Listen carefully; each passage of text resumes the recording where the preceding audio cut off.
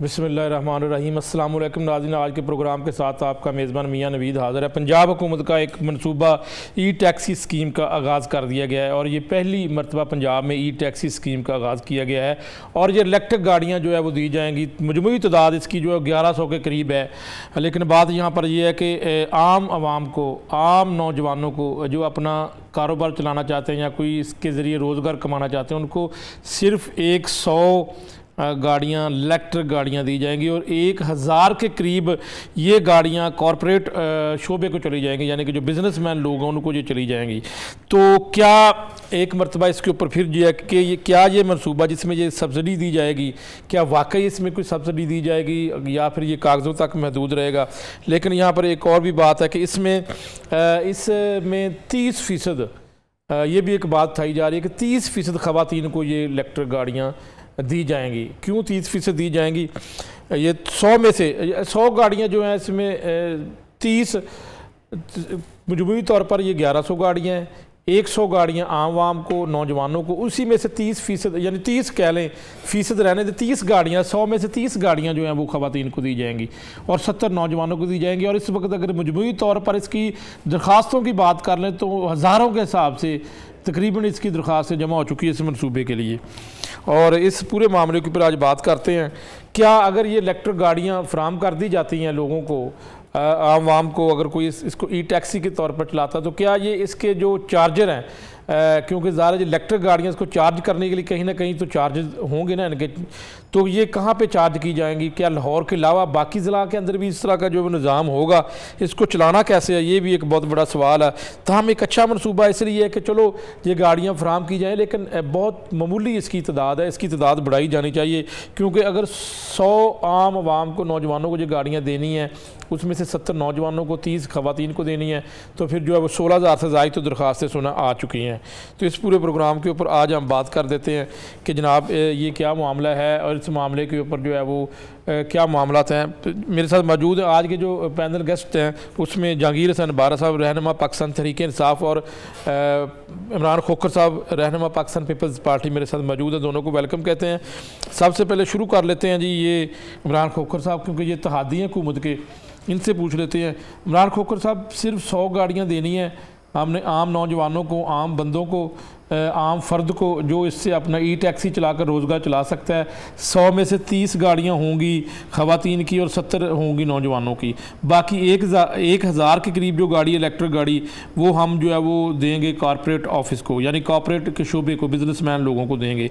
ठीक है, इससे माहौलियाती आलूदगी में कमी आएगी, यकीनन हम ये बात मानते हैं, होना चाहिए, इलेक्ट्रिक गाड़ियाँ आनी चाहिए और ये तकसीम भी की जानी चाहिए। लेकिन क्या इसका जो सूद है हुकूमत ने खुद अफोर्ड करना है, सब्सिडी दी जाएगी, क्या होगा ये मामला? इमरान खोखर साहब, कैसा समझते हैं इस मनसूबे को आप? जी, ये सबसे पहले तो ये 3.5 बिलियन का जो है ये प्रोग्राम है और इसमें जो टोटल जो ये गाड़ियाँ हैं इनकी तादाद है 1100। अब 1100 में से इन्होंने जो 1000 गाड़ियाँ हैं वो इन्होंने ट्रांसपोर्टर्स को देनी है, बिजनेसमैन को। तो ये इसमें मैं समझता हूँ कि अगर ये इसमें चले हाफ, अगर आम आवाम को नहीं, अगर ये ट्रांसपोर्टर तो पहले बहुत अमीर हैं, तो वामी मनसूबा फिर कैसे? नहीं, इसमें अब और भी इससे भी बड़ी इंटरेस्टिंग चीज़ आ गई है ना जी, कि इसमें इन्होंने 100 जो गाड़ियाँ ई टैक्सी स्कीम में, 100 में से 70 जो गाड़ियाँ हैं वो इन्होंने मेल मेंबर्स को देनी है और जो 30 गाड़ियाँ हैं वो फीमेल मेंबर्स को देनी है। वो भी शायद 100 अभी, लेकिन उसमें जो रजिस्ट्रेशन हुई है, जो 100 गाड़ियों की रजिस्ट्रेशन हुई है, कितनी होगी है? वो 34,700। अच्छा, मैंने 16,000 बोला था, आपने डबल कर दिया। जी, 34,000। ये अपडेट यही है कि 34,000 रजिस्ट्रेशन ऑन ऐप जो हुई है वो 34,700। ये तो मेरा ख्याल है कि 1 लाख से भी ऊपर चली जाएगी। 34,000 ये 100 गाड़ियों के लिए जो रजिस्ट्रेशन ऑन ऐप हुई है वो 34,770 है। और इसमें जो एप्लीकेशन आई हैं, उसके बाद एप्लीकेशन आई है 7,936 जो लोग थे इंटरेस्टेड थे। लेकिन कॉर्पोरेट ऑफिस को जो देनी है, ठीक है, कॉर्पोरेट ऑफिस मुराद बिजनेसमैन, ट्रांसपोर्टर। अब मैं उसी साइड पे जाने लगा हूं ना जी। 100 जो बिजनेस नहीं, 100 भी नहीं है ना जी, जो ये जो ट्रांसपोर्टर्स को, जो इनके सिलेक्टेड लोग हैं, उनको नवाजने के लिए सिर्फ 43 एप्लीकेशंस हैं। कहाँ पे 100 गाड़ियां जिन आम आवाम को देनी है तो उसके लिए एप्लीकेशंस आपकी आ रही हैं 34,000 35,000 आ रही हैं, और जो आपने ट्रांसपोर्टर्स को देनी है अपने मनपसंद अशराफिया को नवाजने के लिए जो गाड़ियां देनी है उनमें एप्लीकेशन ही सिर्फ 43 आ रही है। मतलब ये इसका क्या मतलब है के नाम पर इसका मतलब ये भी है कि जो बंदा 50 से ज्यादा ट्रांसपोर्टर्स के लिए उन्होंने कंडीशन ये रखी है, जो ट्रांसपोर्टर 50 से ज्यादा गाड़ियां लेगा उसको सब्सिडी में दी जाएगी कि भाई उसको डाउन पेमेंट जो है वो 30% देनी पड़ेगी, और जो 50 से कम गाड़ियां लेगा उसको डाउन पेमेंट 40% देनी पड़ेगी। सो ये तमाम सब्सिडी ये अपने ही जो नवाजने वाले लोगों को ये सब्सिडी दी जा रही है। सो मैं तो इससे बिल्कुल भी इस हवाले से इत्तेफाक नहीं करूंगा कि ये तो बंदर बांट वाला ही मामला है। इमरान खोखर साहब इत्तेहादी हैं और आप फिर जो है वो क्यों नहीं आप देखिए बात ये मेरी बात सुने, जब हम मुत्तफिक क्यों नहीं है हम अगर हमारा इत्तेहाद अवाम के साथ है, हमारा इत्तेहाद और कमिटमेंट पाकिस्तान पीपल्स पार्टी की इस रियासत के साथ है, मुल्क के साथ है। अब ये तो नहीं है ना नहीं, लेकिन सवाल ये है कि असम्बलियों में आप इनके साथ बैठे होते हैं, ये तो नहीं। और अब ऐसी बात तो नहीं है कि देखें ना, अब ये सारी स्कीम में आप देखें कि जो आम आवाम है उसकी किसी की तरीके से वेलफेयर नहीं हो रही है। अगर वेलफेयर नहीं हो रही है, ये तो बात ठीक है कि आम आवाम की वेलफेयर नहीं है, इस मनसूबे में कॉर्पोरेट सेक्टर को नवाजा जा रहा है, अच्छा आम बंदे के नाम पर, आम आवाम के नाम पर। इसमें भी ये होगा कि जो ये 100 गाड़ियां भी दी जा रही है ना, इसमें भी पिक एंड चूज करेंगे। अपने जो नवाजने वाले जो लोग होंगे, जो इनकी जमात से ताल्लुक रखते होंगे, उनको नवाजा जाएगा, उनको दे दी जाएंगी। ठीक है, आम पब्लिक मींस कोई भी पब्लिक में से कोई सियासी जमात फिर नहीं है, उसमें सिर्फ अवाम है, अवाम के लोग हैं, जो भी डिजर्विंग लोग हैं उनको मिलनी चाहिए। अब ये हालात जो हैं सिर्फ ये पब्लिसिटी के ऊपर अगर हम सारा फोकस रखें, नहीं, इस मंसूबे के जरिए नौजवानों को रोजगार का मौका मिलेगा जी। इस मंसूबे के जरिए नौजवानों को जो बेरोजगार है उनको रोजगार का मौका मिलेगा। मैं कह रहा हूँ 2 करोड़ की आबादी के शहर में आप 70 गाड़ियां देके आप समझते हैं कि आपने पूरे लाहौर के जो नौजवान हैं उनको नहीं, लेकिन हुकूमत कह रही है इब्तदाई तौर पर है, लेकिन 3.5 बिलियन का मंसूबा है। आप परसेंटेज देख लेना कि आप 1100 गाड़ियां और 1100 गाड़ियों में से अल्लाह के बंदो कोई 600 गाड़ियां ही दे दो आम आवाम को, नौजवानों को कोई 500-600 ही दे दो। ठीक है, अगर आप 1000 गाड़ियां अपने मनपसंद लोगों को दे देंगे और आम आवाम के हाथ में आप क्या दे रहे हैं, सिर्फ वो चूरन की पुड़िया दे रहे हैं उनके हाथ में कि ये आपको इसमें से भी आपको 70 मिलेंगे, और जो फीमेल है, फीमेल के लिए जो हम खवातीन है उनके लिए सिर्फ 30 गाड़ियां। ये तो रेशियो जो है बिल्कुल ठीक है, कम है, जो कि इतनी नहीं होनी चाहिए थी। और ये ट्रांसपोर्टर्स जिनको 1000 देनी है उनके लिए आप सिर्फ 43 एप्लीकेशंस आ रही है। वो लेना नहीं चाहते, बहुत अलार्मिंग है। वो लेना नहीं चाहते, वो लेना नहीं, वो लेना के मतलब है कि सिर्फ सिलेक्टेड लोगों के देनी सिलेक्टेड को है, तो फिर 43 लेना क्यों नहीं चाहते? मैं लेना चाहता हूं, मैं कह देता हूं इधर बैठ के भाई मैं लेना चाहता हूं, लेकिन मुझे मिलेंगी नहीं, लेकिन आप तो ट्रांसपोर्टर नहीं है ना। मैं कह रहा हूं मुझे मिलेंगी नहीं ना, आप आम नौजवान हैं, उससे मुझे मिलेंगे नहीं ना। ट्रांसपोर्टर के नाम पे या तो आप इसमें ओपनली इम्पार्शियली चले, नहीं तो ट्रांसपोर्टर बन जाए आप भी, आपका ट्रांसपोर्टर बनना चाहते हैं तो फिर तो आपको मिल जाएगी। कौन कह रहा है ट्रांसपोर्टर बनना चाहते हैं? बात सिर्फ इतनी सी है कि मैं इस जो इलीगैलिटी है, मैं बिल्कुल ठीक है, इसके ऊपर अपनी आवाज जो है बुलंद कर रहा हूं कि ये गलत है। जहांगीर हुसैन बारा साहब ये बताएं कि ये अवामी मनसूबा है और पंजाब हुकूमत दावा करती है कि इब्तदाई तौर पर हमने ये रखा है, दादोशुमार रखे हैं, लेकिन ये 3.5 बिलियन का मंसूबा है, आम आवाम को, नौजवानों को, ख़वातीन को रोज़गार मिलेगा। बिस्मिल्लाहिर्रहमानिर्रहीम। मियां नवीस साहब, ये बड़े दुख बड़ी दास्तान है ये जो पंजाब के साथ हो रहा है, और पिछले ये 2-2.5 सालों में जो कुछ चीज़ें सामने आई हैं। देखें जी, इससे आप ये देखें, बड़ी तफसील से मलिक साहब ने आपको बता दिया कि इसमें किस तरह वो लोगों को एडजस्ट कर रहे हैं और किस तरह क्या क्या कुछ होना है। ये तो सारी चीज़ें अब आवाम भी देख रही है और सुन भी रही है। असल चीज़ ये है कि इससे आप ये चेक करें कि लाहौर के अंदर कम अज़ कम 2 से 2.5 लाख रिक्शा, ये चिंची रिक्शा, ये मुख्तलिफ जो लोग हैं जो बेरोज़गार होंगे, उनके बारे में क्या सोचा गया? जहांगीर हुसैन बारा साहब, वो आपको सामने ही है कि वो एक्सीडेंट होते हैं, वो ट्रैफिक फॉलो नहीं करते, वो धुआं छोड़ते हैं, जो है वो माहौलियात का एक बड़ा इशू ये भी है, तो इसके ऊपर अगर वो बंद हो जाएं और उसकी बाकायदा एक इलेक्ट्रिक गाड़ियां चल जाएं तो हम तरक्की कर जाएं, यूरोप की तरह नजर आए, फॉरेन कंट्री की तरह नजर आए। मैं कह रहा हूँ ये वैसे भी यूरोपियन लोग इस वक्त हुक्मरान हैं, ये जाहिर है जब तक ये हुकूमत में होते हैं यहाँ पे ये अपना एक VVIP प्रोटोकॉल लेकर चलते हैं, और जब यहाँ से फारग होते हैं तो वो सीधे लंदन और यूरोप की सड़कों पे घूमते हैं, तो उन्हें तो ये अंदाज़ा नहीं है कि नीचे लोग किस तरह ज़िंदगी गुजार रहे हैं। रही बात, मेरा कहने का पूरी बात सुन लें कि अगर आपने वाकया ही ये चाहते हैं कि पोल्यूशन फ्री लाहौर करना है, पोल्यूशन फ्री पंजाब करना है, तो सबसे पहले ये जो लोग हैं इनके रोज़गार का बंदोबस्त करें। इनके बारे में आपने क्या सोचा है? और ये लोग जो सिर्फ 2-2.5 लाख जो अफराद हैं, उनके पीछे जो उनकी फैमिलियाँ हैं, वो उन फाकों से वो मरेंगी। क्या होगा उनका?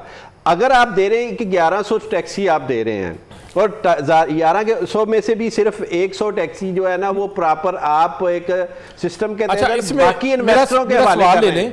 एक तो आपने सुना है ये यहाँ पर खोखर साहब ने बताया कि 3.5 बिलियन का ये मनसूबा है। अच्छा, अब सवाल वाकई ये आपसे जवाब ही आप देने लगे हैं, मैं दोबारा आपसे कर देता हूँ कि वही बात है कि कॉर्पोरेट सेक्टर को जो है वो आम बंदे के नाम पर नवाजा जा रहा है। नहीं, मैं इसलिए तो मैं कह रहा हूँ कि ये 3.5 अरब रुपया जो है जो इसमें झोंका जा रहा है, और ये पंजाब के वसाइल जिस तरह आप ये समझ लें कि लूट मार का एक रास्ता है, वो लैपटॉप स्कीम हो, वो पीली टैक्सी स्कीम हो, ये आज ये नई ई टैक्सी स्कीम आ गई, या ये जो ई चल रहा है, इसमें आवाम की जो है ना वो हवा निकल गई है और आवाम का बुरा हाल है। बेरोज़गारी दिन ब दिन बढ़ रही है, लोग फाकों से मर रहे हैं, लोग बिजली के बिलों के ऊपर एक दूसरे को कत्ल कर रहे हैं, और आज हालात ये हैं कि वाक़तन लोग अपने घर के सामान बेचकर वो अपने बिजली के बिल जमा करा रहे हैं। अगर आपने वाक़या ही आप चाहते हैं कि लोगों को आप फैसिलिटेट करना चाह रहे हैं, तो फिर कौन सी क्लास को आप फैसिलिटेट कर रहे हैं? उन लोगों को फैसिलिटेट कर रहे हैं कि जो पहले से ही एलीट क्लास है, और उनके लिए आप कॉरपोरेट शोबा के ज़रिए से उनको आप टैक्सियां दे रहे हैं, और वो उनकी फिर कल को क्या होगा कि जिस तरह वो परसेंटेज के हिसाब से पेमेंट जमा कराएंगे, कल वो टैक्सियां जब एक्सीडेंट होंगी, वो टैक्सियां जब गायब हो जाएंगी, फिर उसके बाद ये होगा कि वो सारे के सारा उन्हें वेव ऑफ कर दिया जाएगा। तो ये जो एक खेल खेला जा रहा है, ये उसमें से करप्शन की एक ये भी मां साबित होगी। नहीं तो आपको क्या लगता नहीं है ये अवामी मनसूबा है? देखें जी, मैं कह रहा हूँ कि ये कितने के ऊपर 3.5 अरब खर्चे जाएंगे। मैं कह रहा हूँ कि ये अवाम कितने % लोगों को इसका फ़ायदा हो रहा है, यानी कौन सी अवाम है कि जिनको यहाँ पर कंपलसेट किया जा रहा है कि आप खुद ही बता रहे हैं कि 100 टैक्सी है, और 100 में से आप लाहौर के अंदर आप देख लें कि कितने % लोग जो है ना कंपलसेट होंगे।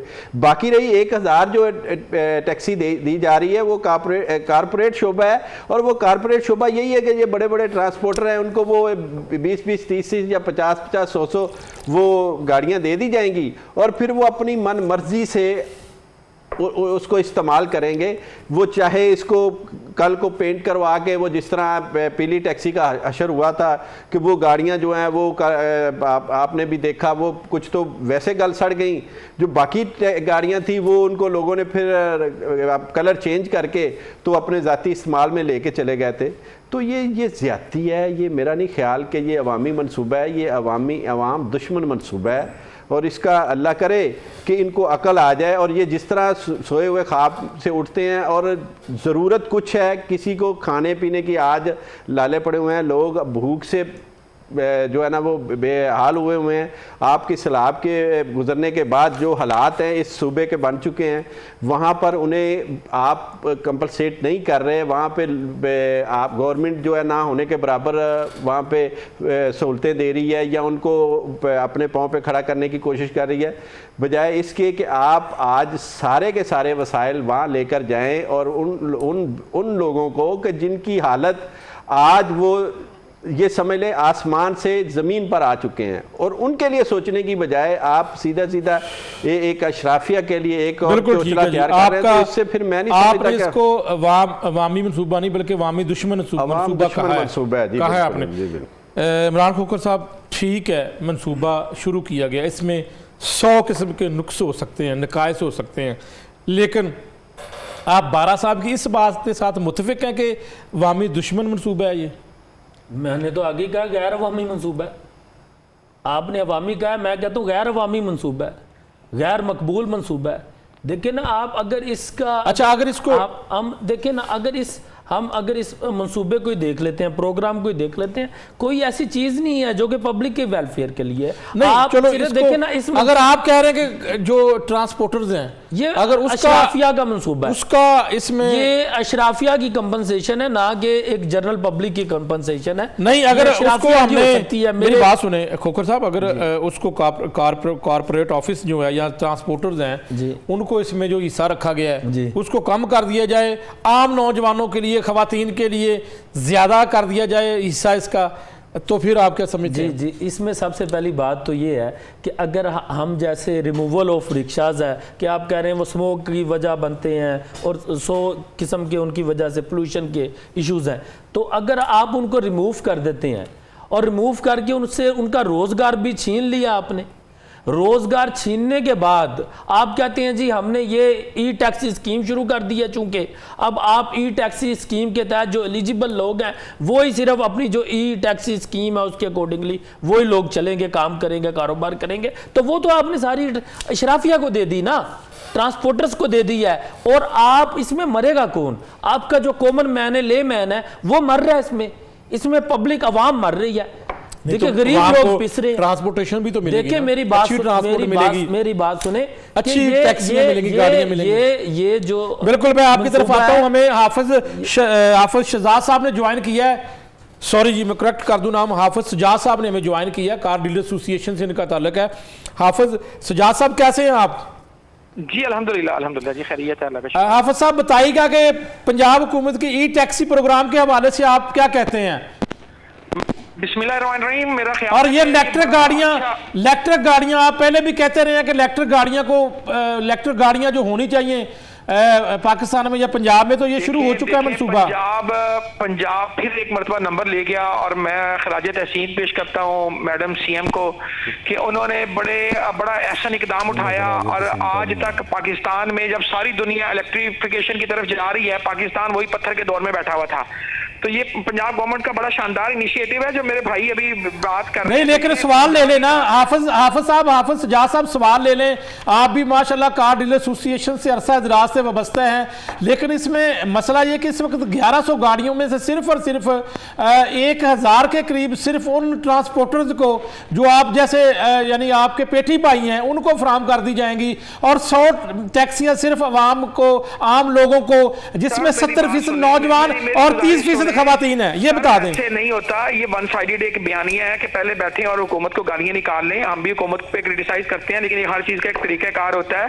अगर गवर्नमेंट इतना शानदार इनिशिएटिव लेने जा रही है, 1100 टैक्सियां दे रही है और 1100 में से वो 1000 कॉर्पोरेट सेक्टर को दे रही है। देखें, टैक्सी सड़क पे चलनी है, आप ये समझते हैं कि जिस तरह रक्शे वाला अपनी मनमानी करता है, अपनी मर्जी का रेट लेता है, इसी तरह हर एक को छोड़ दिया जाए और वो जो मर्जी चाहे रेट सेट करता रहे। ये एक सानवी चीज है। असल जो चीज जिसकी तरफ मैं पहले बात कर रहा था वो है इलेक्ट्रिफिकेशन। अपनी जितना भी आपका मॉडल है वो सारा गलत चल रहा है। लाहौर चलने के काबिल नहीं रहा, लाहौर रहने के काबिल नहीं रहा। लाहौर के कुछ एरियाज ऐसे हैं जहां पे रहना जिंदगी के लिए खतरा बन गया, और वो सारा आपको पता है, वो सारी जो स्मोक अभी हम अक्टूबर से शुरू हो जाएगी स्मोक का इशू, वो पेट्रोल गाड़ियों से हो रहा है। और सारा दिन ये लाहौर में जो पेट्रोल यूज होता है उसका 50% मोटरसाइकिलों में यूज होता है और 50% मोटरसाइकिल के साथ रिक्शा यूज करता है उसे।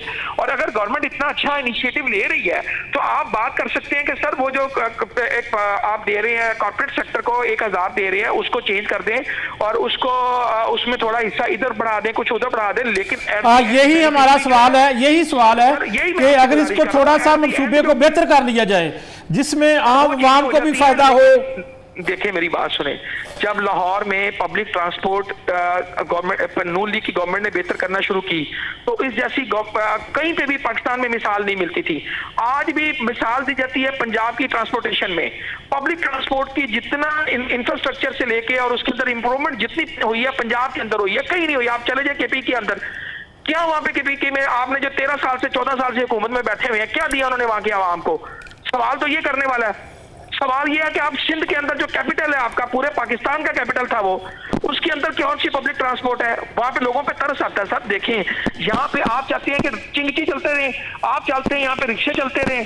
अच्छा, इसके ऊपर बता दें कि चिंगची रक्षा, हाफिज साहब, हाफिज शहजाद साहब, सॉरी हाफिज सजाद साहब, चिंगची रक्षा फिर बंद होने चाहिए लाहौर के अंदर?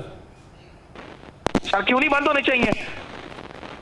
सर आपका क्या लगता है जितने रोड साइड एक्सीडेंट हो रहे हैं उसमें रिक्शों का किरदार कितना है? उसमें चिंची रिक्शों का किरदार कितना? उठाकर देख ले, जितनी पोल्यूशन है उसमें सबसे बड़ी कंट्रीब्यूशन आपके चिंची रिक्शे और आपके रिक्शा की है। तो सर अगर गवर्नमेंट को अच्छा काम करने जा रही है तो उनको करने दें, अप्रिशिएट करें, खुदा का खौफ करें। कोई तो है जो यहाँ पे काम करने लगा है। और आप देखिए आज तक लाहौर में चार चार्जिंग स्टेशन है लाहौर में। जी 1.5 करोड़ की आबादी है, ठीक है, 1.5 करोड़ की आबादी, हम ये 7 वाले एरियाज में आ ले तो 2 करोड़ आबादी हमारी क्रॉस कर जाती है और हमारे पास 4 हाफिज सजाद साहब साथ ही रहिएगा, एक ब्रेक ले लूं। अच्छी बातें आप कर रहे हैं, थोड़ी सी मजीद आपसे बातें सुनेंगे, एक ब्रेक के बाद दोबारा वापस आते हैं।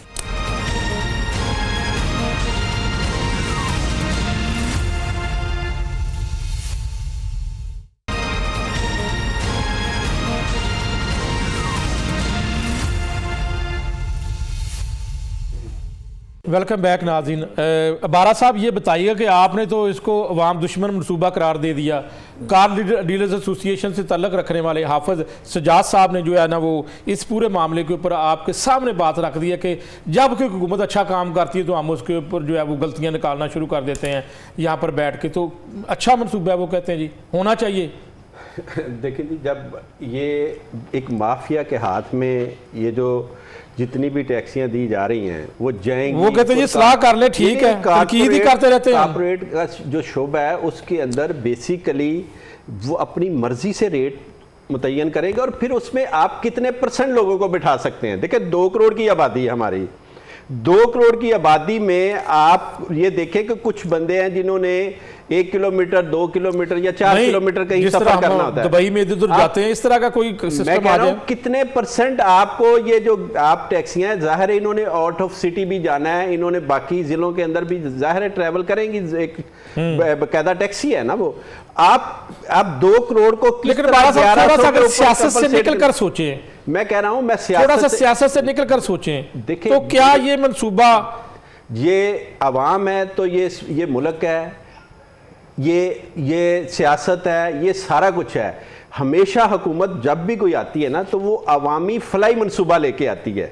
इस तरह नहीं होता कि मखसूस लोगों को नवाजने के लिए आप एक चोचला ला के और वो वहां पे आप तो हर मंसूबे के ऊपर तनकीद करते हैं। अभी अगर हम कैंसर मशीन की बात कर लें जो IMU अस्पताल में, वो भी आप कहेंगे नहीं अच्छा मंसूबा, हालांकि उससे कैंसर का इलाज होना है। नहीं, मैं कहता हूं कि आप अच्छी बात है, ये होना चाहिए, ये सारी मशीनें भी यहाँ पे आनी चाहिए, बल्कि इन मशीनों के ऊपर इन हुक्मरानों का इलाज भी होना चाहिए। असल मसला तो ये है कि ये जब अपना इलाज खुद जो है वो बाहर जाके करवाते हैं और कहते हैं कि जी हम पंजाब मरियम नवाज शरीफ साहिबा ने अपना CT स्कैन या MRI MU अस्पताल से चेकअप भी करवाया, टेस्ट भी करवाया।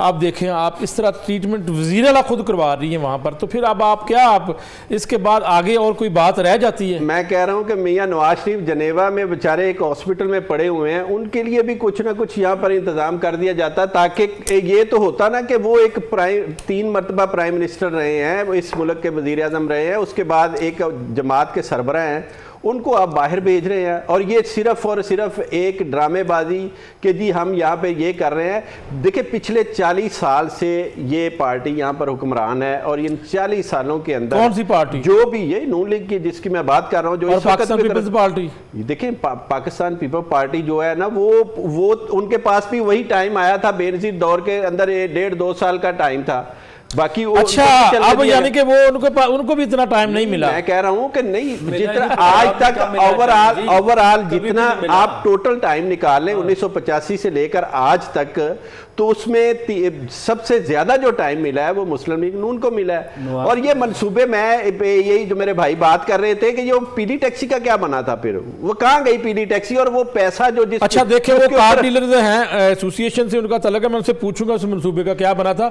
वो बताएंगे। उससे पहले अब अगर आप बात करें तो मुकम्मल करें, फिर मैं खोखर साहब की तरफ जाऊँ। और उसके बाद जो बाकी जो आज तक यहाँ पर हम सुन रहे हैं कि दिन ये आवाम का दर्द बहुत है, इनके लिए हमने करना है, मैं कहता हूँ कि इस वक्त आपकी पूरी तवज्जो जो है वो सलाब जदगान की तरफ होनी चाहिए। आपके वसाइल मुकम्मल तौर पर उनको अपने पांव पर खड़ा करें, उनके लिए सोचें। उधर भी हुकूमत काम कर रही है, इधर भी काम कर रही है। रही बात ये जो आज पीडी टैक्सी, ये जो टैक्सी लाई जा रही है ई टैक्सी के नाम के ऊपर, मैं ये नहीं कहता कि ये बुरी बात है, लेकिन मैं ये भी पूछता हूं कि जो 2-2.5 लाख बंदा बेरोजगार होगा उनके लिए आपने क्या सोचा है? या तो उनके लिए हाँ ई रिक्शा नहीं आ सकता, आप इलेक्ट्रिक रिक्शे आ सकते हैं, इलेक्ट्रिक ये चिंची बन सकते हैं, इलेक्ट्रिक बाकी सारी चीजें हो सकती है। ये भी मंसूबा आने वाला हो, उनके लिए सोचें, उनको फैसिलिटेट करें, वो लोग बेरोजगार ना हो। इमरान खोखर साहब ये देखिए वो कहते हैं कि ये जो 2.5 लाख के करीब जो अफराद है वो तो बेरोजगार हो जाएंगे। बारा साहब कह रहे हैं उनका क्या कसूर है, वो क्या करेंगे? अब पहले बेरोजगारी बहुत ज्यादा है जी। ये देखें, पता क्या बात बड़ी सिंपल सी है कि हम अवामी नुमाइंदे हैं, हम अवाम की बात करेंगे, हम गैर अवामी शख्सियात नहीं हैं। जो गैर अवामी शख्सियात हैं उनको अपने कारोबार की फ़िक्र होगी, उनको अपने बिज़नेस के लॉस की और प्रॉफिट को देखेंगे। हम जो हैं हम हमेशा पब्लिक की वेलफेयर को देखेंगे, और पब्लिक की वेलफेयर ये है कि आप 10 लाख इस शहर लाहौर शहर में 2.5 करोड़ की आबादी में 10 लाख रिक्शे को आप इधर से रिमूव कर दें और उसके बदले उनको आप 70 रिक्शा दे, 70 आप उनको ई टैक्सी दे दें, तो ये कहाँ का इंसाफ? माहौलियाती लूदगी कैसे नहीं, खत्म करनी अच्छा, है? कैसे माहौलियाती लूदगी? बात ये है, कैसे खत्म करें? मैंने पहले भी कहा है कि मुझे एतराज ये जो इनकी डिस्ट्रीब्यूशन है, मुझे डिस्ट्रीब्यूशन पे एतराज है। और डिस्ट्रीब्यूशन इस तरह से बंद हो रहे हैं उस पर एतराज नहीं है कि ये चिंची रक्शे जो बंद हो रहे हैं उस पर एतराज नहीं है। देखें, आप बंद करवाएं, बिल्कुल करवाएं, लेकिन आप कंपनसेट करें, आप उनका गला ना घूंटे, आप उनको ई रक्षा दें, जान से ना मारें, ई रक्षा दें, आप ई रक्षा दें, उनको ई टैक्सी दें, ठीक है, आप उनको ई टैक्सी दें, नीली टैक्सी दें, डबल ई टैक्सी दें, जो सी टैक्सी देना चाहते हैं। जज साहब से पूछ लेते हैं, मैं आता हूं आपके पास क्योंकि जवाब उनसे ले लें। हाफिज साहब ये बताइएगा, आता हूं वंडन गंडेरियां ते मोड़ मोड़ अपने नु वही गल है कि अगर इन्होंने हर चीज अशराफिया नहीं देनी है तो पब्लिक बात से की है, वही पब्लिक को क्या देना है आपने? हाफिज साहब फिर ई रिक्शे भी आ सकते हैं, इन बेचारों का क्या कसूर है? तकरीबन 2.5 लाख के करीब ये लोग हैं जो रिक्शा चलाते हैं। ठीक है, आपकी बात मानते हैं कि माहौलियाती लूदगी खत्म करनी है हमने, बिल्कुल 100% आप ठीक कह रहे हैं, लेकिन बेरोजगारी भी तो नहीं ना करनी है, हमने रोजगार देना है, पहले बेरोजगारी बहुत ज्यादा है, इसके ऊपर क्या कहेंगे आप?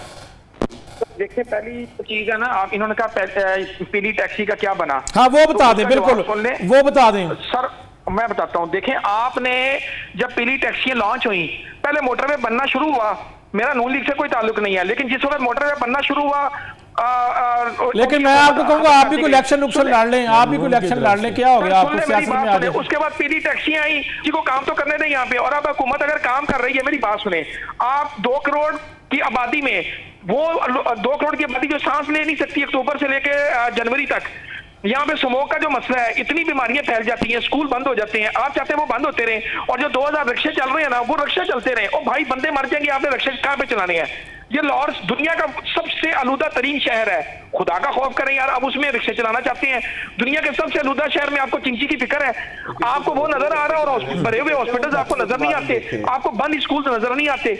और सर जी, आप तरीकेदार पे बात करें ना। अब देखें, मैं जो बात करने लगा था आपने ब्रेक ले ली, अब गुजारिश सुने, सादा सी बात है, जिस वक्त 1000 टैक्सी गवर्नमेंट लॉन्च करेगी, उसके लिए इंफ्रास्ट्रक्चर भी लगेगा, जी जी, पूरा सिनेरियो चेंज होगा। आज आप ई रिक्शा लॉन्च कर देते हैं, उन्होंने चार्ज कहां पे होना, उनकी तो रेंज होगी 100 किलोमीटर 150 किलोमीटर, और आपका रिक्शा बंद हो गया उधर डिफेंस में, आप उसको चार्जिंग कहां से जाके करवाएंगे? 4 तो पूरे लाहौर में चार्जिंग स्टेशन है सर, काम होने दें सर, बात सुने, काम होने दें। रही बात बैरून मुल्क का इलाज करवाने की, इलाज जिसको अल्लाह ने दिया होता है, अपने बच्चे बाहर भी पढ़ाता है, अपने इलाज भी बाहर करवाता है, सारी दुनिया घूमने भी जाती है, वसाइल के साथ ही चीजें होती हैं। अपने आप को बेहतर करें, अपना जो कमाने के तरीके हैं उनको उनके अंदर जिद्दत लेकर आए। अब किसान रोता है, किसान सिर्फ गंदम बेच दे और कहे जी बाहर जो गंदम बिकती है उसका इतने पैसे आते हैं, मुझे इतने पैसे मिलते हैं, तो उसका सादा सा एक जवाब है, आप अपनी प्रोडक्ट को गंदम की सूरत में क्यों बेचते हैं? आप उसके गंदम के अंदर से 5000 चीजें निकल के दुनिया कहां से कहां पहुंच गई। आप आम सीधा आम बेचते हैं, आम को आप मुख्तलिफ शक्लों में क्यों नहीं बाहर बेचते? तो अपनी नहलियों को आप हुकूमत पर डाल देते हैं। आप साहब 1992 में गार्बन वो स्कीम थी या उसके बाद थी वो जो येलो टैक्सी स्कीम थी, उसके ऊपर उसके बाद या तो हुकूमत रही मोटरवे नहीं, क्या वो कामयाब थी? वैसे स्कीम कब बना? वैसे वो स्कीम कामयाब थी या नहीं, इसके ऊपर आपको ज्यादा आइडिया होगा। आप मुझे बात बताएं, क्या अभी जो पीछे इन्होंने वो बुलान डब्बे दिए, क्या उससे लोगों को रोजगार नहीं मिला और बाइज्जत रोजगार नहीं मिला? बताएं मुझे। पिकअप जो दी है इन्होंने, क्या अशराफिया को दी थी? अभी ये इतने कर्जे दिए पंजाब गवर्नमेंट ने, अशराफिया को दिए 3-3 करोड़ रुपए के बिलासूद कर्जे दे भी रही है गवर्नमेंट में, पहले भी दी। क्या वो अशराफिया ने दिए सारे कर्जे? सर आम आदमी को उससे कोई बेनिफिट नहीं हुआ। कैंसर सारा अशराफिया ने यहाँ पे इलाज करवाना है, कैंसर की जो मशीनें आ रही हैं। सर बात यह है कि अगर गवर्नमेंट कोई नहीं, ये लेकिन 2.5 लाख रक्षा ड्राइवर रात किधर जाएंगे फिर? ये चोरियां करें या किधर जाएंगे? देखें क्यों चोरियां करें, अल्लाह रहम करे। बड़े अल्लाह ने जो रोजगार देने हैं, जो टैक्सियां चल रही हैं यहाँ पे, क्या वो सारी कॉर्पोरेट सेक्टर के अशराफिया खुद चलाएगी? उसको लोग ही चलाएंगे ना नीचे। आप दुबई में जाके टैक्सी चला लेते हैं तो इधर भी चला लेंगे, वहां पे हर बंदे की अपनी टैक्सी है। लाखों पाकिस्तानी वहां पे टैक्सी चला रहे हैं ना, तो इधर भी चला लेंगे। अब बात यह है कि लाहौर तो रहने के काबिल नहीं रहा, दुनिया का सबसे आलूदा शहर, और आप कहते हैं यहाँ से चिंची ना खत्म हो, आप चाहते हैं यहाँ से रिक्शा खत्म ना हो।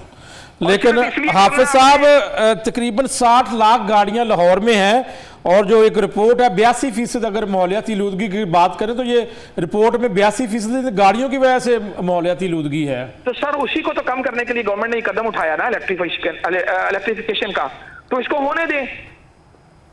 अच्छा, इसकी जो चार्जिंग की बात है, ये आप समझते हैं कि पंजाब को पूरे पंजाब के तमाम जिला के अंदर जो है वो लगाएगी? अगर किसी ने लाहौर से दूसरे जिले में जाना है और वहां पे बाहर बड़ी दुनिया आ गई है जो ये काम कर रही है। BYD अपनी सतह पे काम कर रही है, दूसरी कंपनी है, चाइनीज कंपनी आ गई है, वो अपना जो हमारे हाईवेज हैं उन पे वो लगा रही हैं। मसला ये है कि मेट्रो सिटीज के अंदर उसका जाल किस तरह बिछेगा, जब तक गवर्नमेंट उसकी सरपरस्ती नहीं करेगी। जो गवर्नमेंट 1100 टैक्सियां लाने जा रही है, लेकिन हाफिज सज्जाद साहब कई साल लग जाएंगे इस तरह इलेक्ट्रिक गाड़ियां लाते लाते। सर क्यों कई साल लग जाएंगे? आपके CNG स्टेशन बंद पड़े हुए हैं, उनको कर दें इलेक्ट्रिक गाड़ियों के चार्जेस में कन्वर्ट कर दें। सर आप प्रोग्रेसिव होके बात करें ना। आप क्रिटिसिज्म, अगर सिर्फ क्रिटिसिज्म के लिए तो कोई फायदा नहीं है।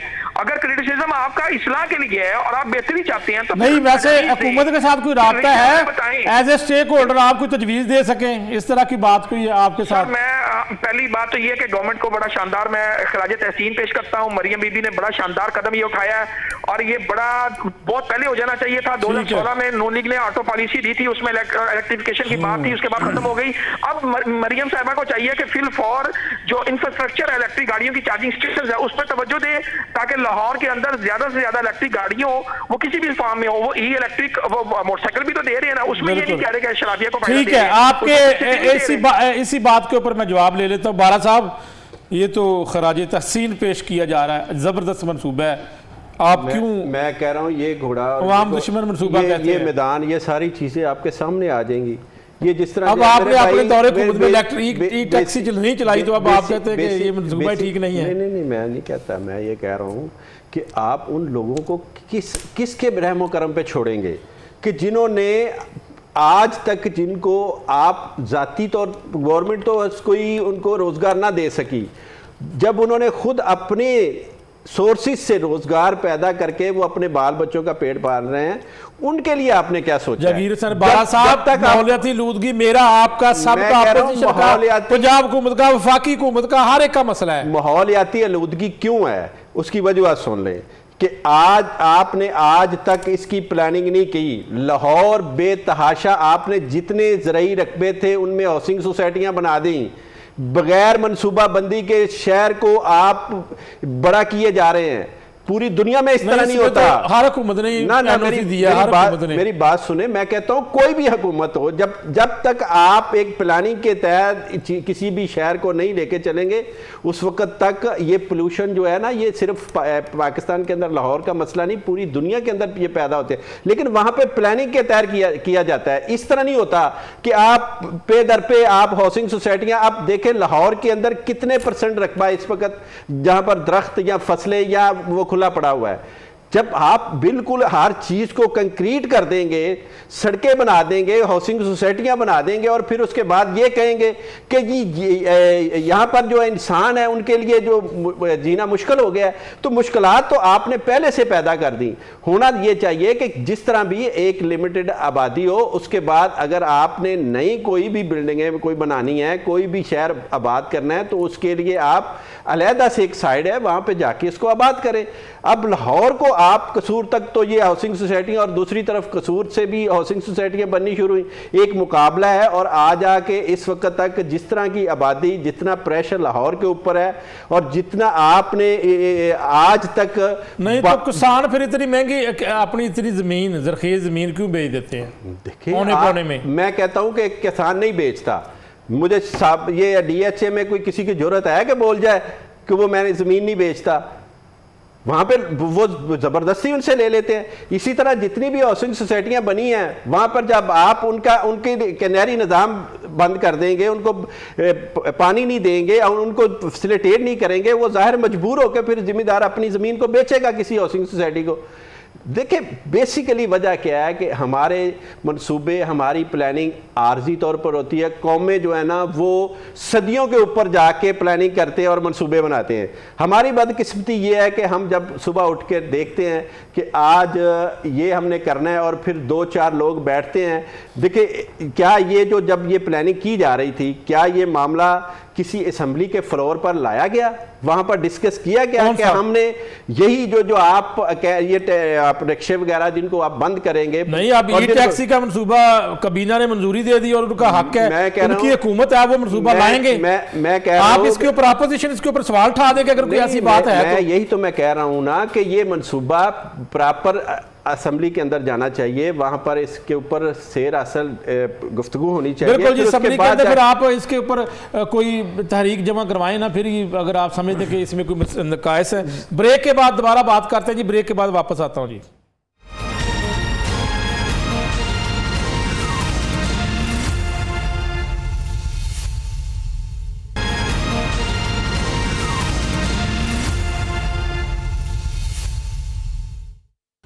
वेलकम बैक नाज़रीन। इमरान खोखर साहब, बात ये है कि तनकीद बराए इस्लाह होनी चाहिए। ये नहीं कि अगर कोई पंजाब को मनसूबा शुरू करती है, उसमें हो सकता है कि वो कुछ ना कुछ नकायस हो, नुक्स हो, उसको बेहतर किया जा सकता है, लेकिन ओवरऑल मनसूबे को फ्लॉप करार दे देना शुरू होने से पहले, ये कोई लगता है कि कोई इसमें जो है ना वो बात को दुरुस्त नहीं लग रही। देखें, बात बड़ी सिंपल सी है कि अगर हम जो शेर आजकल आपने पढ़ना कम कर दिए हैं, नहीं, वो कहते हैं अपने अमाल का हिसाब क्या देते, सवाल इनके सारे ही गलत थे, जवाब क्या देते। बात बड़ी सिंपल सी है कि आज से पहले इनका ट्रैक रिकॉर्ड देख लें। हम अगर किसान की बात कर ले, गंदम के ऊपर पहले इन्होंने रेट ही कोई नहीं दिया। गंदम के ऊपर जब किसान ने बेचनी थी, रेट ना देना है गलती साबित हुआ। जब बेचना था, देखिए किसान लगाएगा ही नहीं, किसान लगाएगा ही नहीं दोबारा। जब लगाएगा नहीं तो फिर आप दोबारा उसको इंपोर्ट करेंगे। जब इंपोर्ट करेंगे तो उसके लिए आप अरबों डॉलर्स की आपकी जो फाइनेंशियली मुल्क का जो डॉलर्स है वो बाहर जाएंगे, और डॉलर्स बाहर जाने की वजह से वो सारा जो बर्डन है वो आपकी इकोनॉमी के ऊपर पड़ेगा। ठीक है, तो उसका मुल्क को तो नुकसान ही हुआ ना इनडायरेक्टली। अगर वही कंपनसेशन आप अपने फार्मर को दे देते, किसान को दे देते, आप उसको बीज आपने सस्ता नहीं करना है, इलेक्ट्रिसिटी में कोई कंपनसेशन नहीं करनी है, आपने उसकी वेलफेयर के लिए कोई काम नहीं करना है, बिजली में कोई सब्सिडी नहीं देनी है, किसी खाद में सब्सिडी नहीं देनी है, डीजल पेट्रोल में कोई सब्सिडी नहीं देनी है। पंजाब असेंबली में सवाल उठाए ना आप। नहीं, देखें, आपने किसी जगह के ऊपर किसान को तो आपने सब्सिडी नहीं देनी है। अब अगली बात कर लें आप हमारे सैलाब की।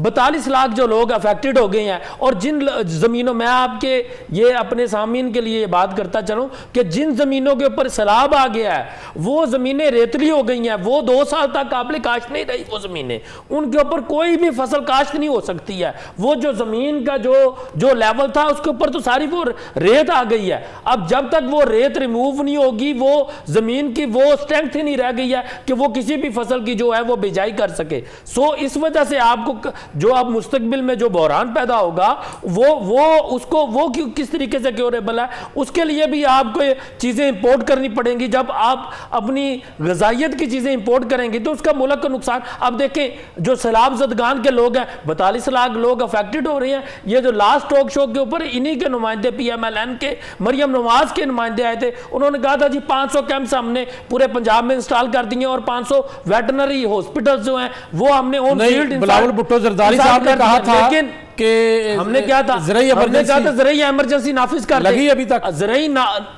क्या ज़रूरी इमरजेंसी क्या लगनी थी। 130 से ज्यादा जो लोग की अमवात हुई है, जहां बाग हो गई है, उनके वुरसा को अभी तक कंपनसेशन नहीं हुई जी। वो 10 लाख रुपया पर पर्सन देना था, उसमें आज तक नहीं हुआ। इस वक्त देखिए सैलाब ज़दगान के लोग मवेशी जो है दिन ब दिन मवेशी मर रहे हैं, उनको वंडा नहीं मिल रहा, उनको सैलरी नहीं मिल रहा, उनको इलेक्ट्रिसिटी नहीं मिल रही, उनको पंखे नहीं मिल रहे। उनको पंखे क्यों मिलेंगे? मैं फोन करूंगा एसी पंखा नहीं देगा, तहसीलदार पंखा नहीं देगा, पटवारी पंखा नहीं देगा। ठीक है, वो क्या सोचेगा? वो कहेगा मुझे मिनिस्टर फोन करेगा सिटिंग गवर्नमेंट का तो फिर मैं दूंगा। तो देखें, अगर आपने पिक एंड चूज करके अभी करना है और सिर्फ ये फोटो सेशन की हद तक ये सारी चीजें करनी है, तो फिर आप ऐसे ही करेंगे। सारे लोगों को जो बच गए हैं, जो टेंटों में आपने रखे हैं, उनको भी आप मौत के मुंह में धकेल रहे हैं। ई टैक्सी फोटो सेशन, ये देखें ना, इशराफिया की स्कीम है, किस तरीके से आप ऐसा कर लें। ठीक है, मैं इसको ऑन करता हूं तब करता हूं अगर ये 1100 की जगह पे 100 की जगह पे या 70 की जगह पे आप हमारे नौजवानों को आप कहें, आप क्या दें कि हम 800 जो इसमें ई टैक्सी स्कीम्स हैं में जो गाड़ियां मुझे ना दें, किसी को ना दें, आपको भी ना दें। ये जो नौजवान जो हैं, जो लोग एलिजिबल है, डिजर्विंग लोग हैं, आप उनको जरूर दें। और जो रक्शेज आपने बंद करवाएं, बिल्कुल करवाएं। माहौलियात इस टाइम स्मोक बहुत बड़ा इशू है, लेकिन इस तरीके से ना करें कि आपने चार्जर्स लगाए नहीं है और गाड़ियां रोडों के ऊपर ले आएंगे तो ठीक है, वो गाड़ियां बंद हो जाएंगी तो ठीक है, उनकी चार्जिंग का आपने बंदोबस्त नहीं किया। यही आपका फेलियर है, इनकम्पिटेंसी है कि आपकी रिसोर्सेज मैनेजमेंट नहीं है, कंपिटेंट मैनेजमेंट नहीं है, कंपिटेंट पर्सनैलिटीज नहीं है जो कि चीज़ों को मैनेज करेंगे। और जो लोग आपको बताते हैं, आपको रेक्टिफाई करते हैं, आपकी इस्लाह की बात करते हैं, आप उनकी बात के ऊपर कान धरने को तैयार नहीं है। क्यों नहीं तैयार है? आप कहते हैं वो चूंकि किसी और जमात से हैं, और जमात से अगर हम उनकी बात मान लेंगे, हाफिज सजाद साहब ये बताइएगा कि हमारे के ऊपर चला जाए। जाहिर है ये बात तो दुरुस्त है। यहाँ पर आखिरी बात मैं करूंगा, वो इस मुल्क सारी पंजाब गवर्नमेंट में नवाज आएगा तो महंगाई जाएगी, शहबाज आएगा तो करप्शन जाएगी, उसके बाद हमजा शहबाज आएगा तो रोजगार आएगा, और मरियम नवाज जब सब मेरे मुंह से सुन सब दी मां आएगी तो अवाम दा बेड़ा गर्क करेगी, अवाम दा गला कूटेगी। तो फिर असि किस तरीके के साथ हम चुप रहेंगे? हम नहीं चुप रह सकते। हादी तो है ना। मैं बोल क्यों रहा हूं? मैं इस वजह से बोल रहा हूं कि जो सैलाबज़दा इलाकों में जो लोगों का हाल कर दिया, उनको तो मौत के मुंह में इन्होंने। हाफिज साहब क्या कहेंगे? साथ हैं जी हाफिज सजाद साहब? जी क्या कहेंगे? ये देखें सर, देखें, ये तो सिर्फ ऐसी तनकीद है जिसका कोई मकसद नहीं है। अब शुरू हो जाते हैं नवाज शरीफ से, शहबाज शरीफ से, 1990 से। बात ये सर, आज क्या हो रहा है? आज जो मुल्क के लिए कुछ हो रहा है उसको होने दें।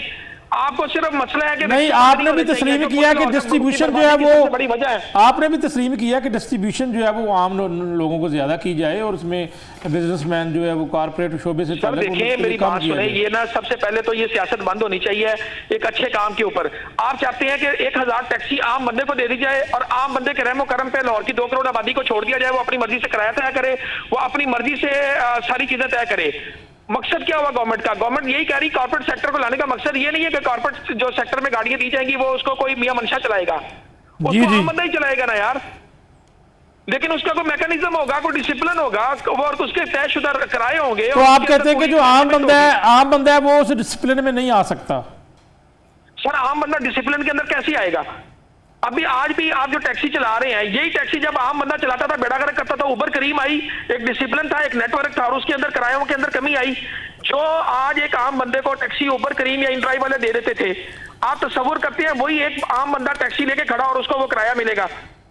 सर आपने तनकीद बनाए, तनकीद करनी है, करते रहे, 2 घंटे और बैठ जाते हैं, गपशप करते हैं, और अगर कोई अच्छे काम होने लगे तो होने दें। ठीक है। अच्छा ये बता दीजिएगा कि ये इलेक्ट्रिक गाड़ियां अगर आ जाती है तो दूसरी गाड़ियों की कीमतों के ऊपर कोई फर्क पड़ेगा?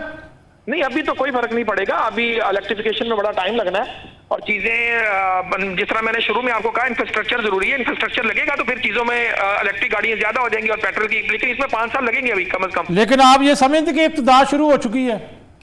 सर ये बड़ा अच्छा आगाज है ना कि 1100 टैक्सी जब गवर्नमेंट देगी तो गवर्नमेंट उनको चार्ज भी करेगी। अभी इलेक्ट्रिक बसें चल रही हैं, आप देखें लाहौर के अंदर ये कितना शानदार मंसूबा है।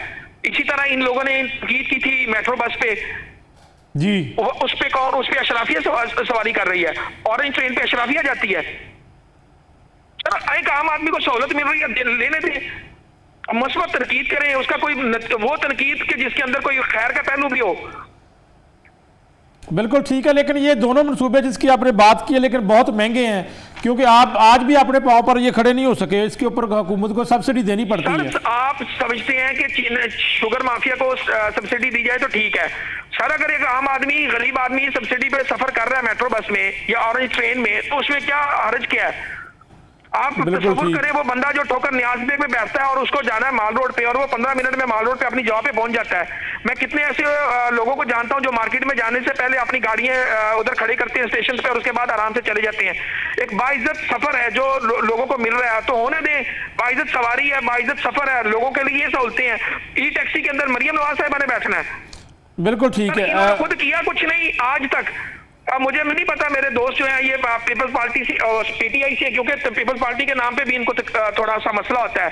तो सर अगर आप ये पीपल्स पार्टी से भी बैठे हुए हैं यहाँ पर इमरान खोखर साहब और पाकिस्तान तरीके इंसाफ से जहांगीर हसन बारा साहब, दोनों जमातों से अलग-अलग और मेरे बड़े दोस्त हैं। लेकिन सर बात ये है कि अब थोड़ा सा ना हाथ होला रखें और कोई काम होने दें, पॉजिटिव काम होने दें। सर आपकी मेहरबानी है, बड़ा अच्छा कदम है। लाहौर रहने के काबिल नहीं रहना 1 माह के बाद।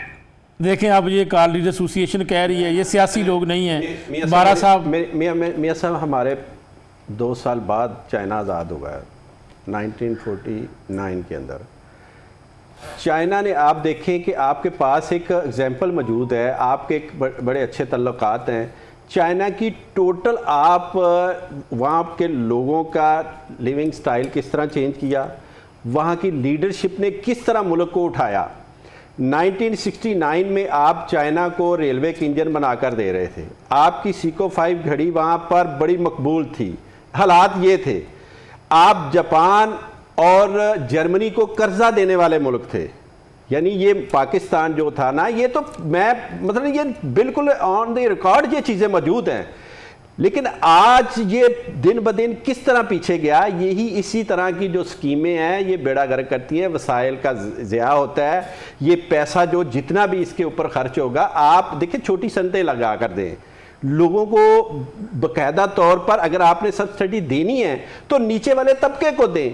चाइना ने किस तरह तरक्की की? तो यही वो बात कह रहे हैं मैं कह रहा मेट्रो में, और मैं कह रहा हूं कि चाइना ने तरक्की की है कि टोटली उन्होंने आम फर्द को, आम एक बंदे को उन्होंने सपोर्ट किया है, उसको छोटी मोटी सनद लगा कर दी है। गली मोहल्लों के अंदर उन्होंने अपने उनकी एक ग्रुप बनाकर उनसे वो उनकी फिर मसनूआत को उठाया है, फिर उसको पूरी दुनिया की मार्केट में ले जाकर उसके ऊपर बेशक नुकसान भी हुआ है, लेकिन उन्होंने अपनी आवाम को खड़ा किया है।